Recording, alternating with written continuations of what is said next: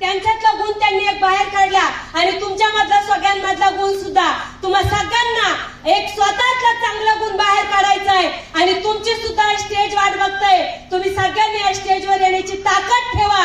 हे स्टेज तुमच्यासाठी रेडी आहे.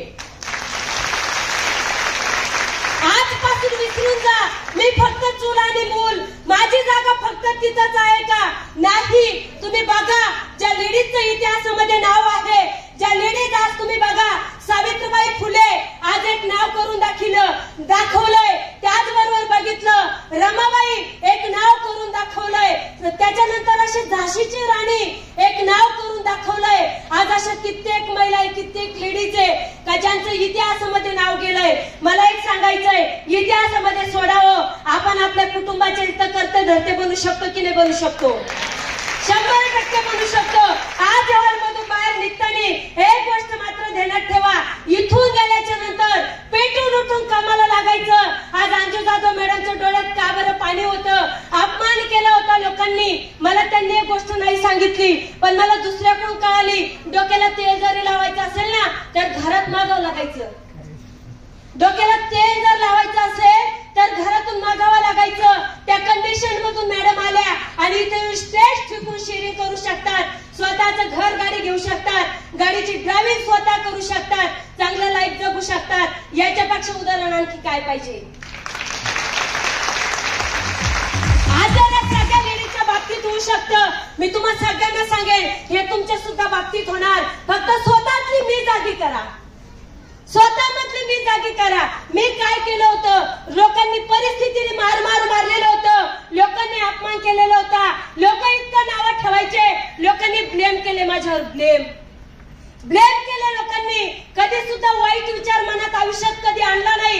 ज्या दिवशी घराच्या बाहेर निघाले होते त्या दिवशी माझ्या मिस्टरांना शब्द दिला होता, किती काही झालं तरी चालेल पण तुमचं नाव खराब होईल असं काम मी कधीच करणार नाही.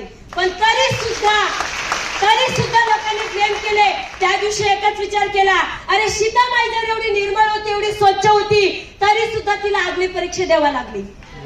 जर तिला अग्निपरीक्षा द्यावा लागली, तुम्ही आणि मी कोण? आपल्याला तर लोक नाव ठेवणारच, आपल्याला तर लोक पाठीमागं ओढणारच. आणि खूप लोकांनी मला पाठीमागं ओढण्याचा प्रयत्न केला पण मी आयुष्यामध्ये कधीच थांबली नाही. मी एकच विचार केला, जिथं माझ्या मुलीला 2 रुपयाच्या बिस्किटच्या पुड्यासाठी 2 टाके मी मारले होते, 2 टाके तिला पडले होते, मी तिला मारलं होतं. एकच विचार केला, याच्यानंतर धनश्रीने ज्या गोष्टीवर हात ठेवला ती गोष्ट घेऊन देण्याची ताकद माझ्यात जर आली तर मी आई म्हणण्याच्या लायक आहे.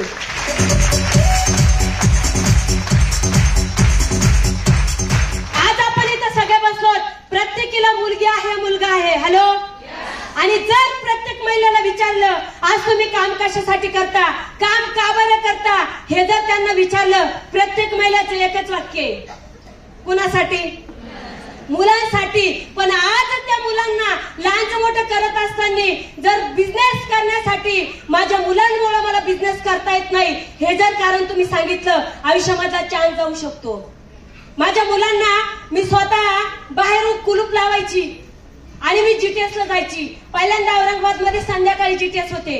बाहेरून कुलूप लावून जायची, 4-4 तास मुलांना घरात कोंडून ठेवायची. पण मुलांमुळे मला बिझनेस करता येत नाही असं कधीच झालं नाही, असं कधीच नाही झालं. मी ते कारण कधीच पकडलं नाही. रोज काम करायचं, रोज मेहनत करायची, रोज किती बोलण्याची गरज पडली तरी सुद्धा मला बोलावं लागेल तर मी कधी मागं पुढे बघितलं नाही. स्वतःचं अंग राखून काम मी कधीच केलं नाही आणि त्याचा नतीजा असा झालाय, मला सांगायची गरज नाही, सगळ्या गोष्टी तुमच्या समोर दिसतायत.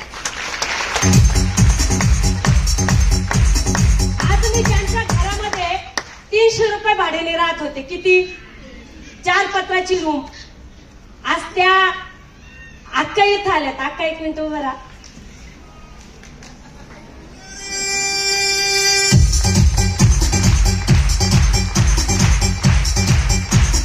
आज यांच्यासोबत ह्या अक्का ज्या दिवशी माझ्या डिलिव्हरीसाठी मला हॉस्पिटलला ऍडमिट करायचं होतं, आमच्याकडं रिक्षाने जायला सुद्धा पैसे नव्हते.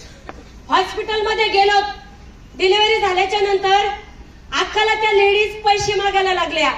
अक्काकडेही नव्हते, आमच्याकडेही नव्हते. दुसऱ्या दिवशी सकाळी डिलिव्हरी झाल्याच्या नंतर खायला काही नव्हतं. मला दवाखाना फिरायला लागला. मी म्हणले अक्का मला दवाखाना फिरतोय, मला कस तरी होतंय. अक्का जवळ काय 10-20 रुपये असतील. अक्कानी लांब गेल्या पायी अर्धा किलोमीटर एक चहा घेतला, त्याच्यात समोसा टाकला आणि त्यांच्या हाताने मला आणून खाऊ घातला.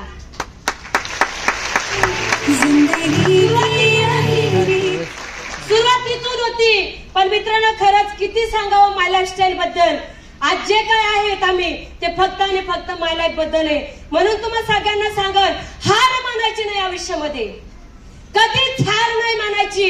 हार जर मानली आयुष्यभर लोकांच्या अंडरमध्ये काम करावं लागेल. हार जर मानली आयुष्यभर लोकांचंच ऐकावं लागेल. हार जर नाही मानली नाही 2 लाख 10 भेटणार, पण 10,000 तर सुरुवातीला येणार. सुरुवातीला 2 लाख 10 साठी काम करू नका, 10,000 रुपये महिना येईल याच्यासाठी काम करा. मी एकच सांगेल तुम्हाला, मेसेज देईल, स्वतः मधली मी जागी करा. इकडं तिकडं घरामध्ये रिकामं डोकं लावण्यापेक्षा रिकामं डोकं लावायचंच नाही. सगळ्यात जास्त वेळ आपलं रिकामं डोकं लावण्यात जातोय. हॅलो, काय करायचं ते करून द्या. रिकामं टेन्शन घेऊच नका. टेन्शन घ्यायचं असेल ना महाराष्ट्र मध्ये वर्किंग करण्याचं घ्या. मालकमध्ये वर्किंग करायचं टेन्शन घ्या, रिकामं डोकं लावू नका. आणि जर कधी मालकमध्ये वर्किंग केलं तर तुम्हाला सांगते 100% जे आमच्या आयुष्यामध्ये झालं हे तुमच्या आयुष्यामध्ये होणार. रात्री फणसळकर मॅडम आणि आम्ही सगळेजण आम्ही रात्री जेवायला बाहेर गेलेलो होतो. माझ्या 2 RTC लेडीज होत्या, मी होते. आणि जेव्हा मॅडम आम्हाला सांगत होत्या रात्री 3 वाजता मला घरी जायला सोबत कुणी नसायचं, म्हणून मॅडम रात्री 3 वाजल्यापासून तर सकाळी 6 वाजेपर्यंत